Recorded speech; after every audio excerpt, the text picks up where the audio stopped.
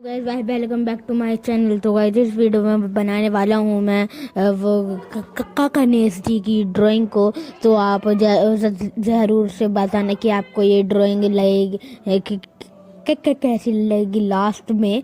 तो आप मेरे को प्लीज़ भाई बताना कि अच्छे से मतलब अंदर से अच्छा महसूस होता है तो आप देख के भाई बताना।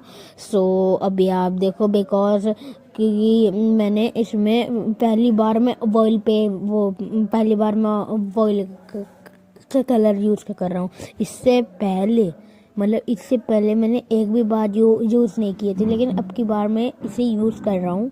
सो अभी आप वीडियो को प्लीज़ एंड तक देखो और लास्ट तक देखो, और मैं यहाँ पे अभी सॉन्ग प्ले कर देता हूँ और वीडियो को एंजॉय करो और सीखो। और जो भी यार नए व्यूअर्स हो प्लीज़ सब्सक्राइब कर देना ताकि मेरी वीडियो को नोटिफिकेशन आपको मिलता रहे, और बेल आइकन ऑन किए बिना मत जाना। तो अभी वीडियो को अच्छे से देखो और मैं यहाँ पे सॉन्ग प्ले कर देता हूँ।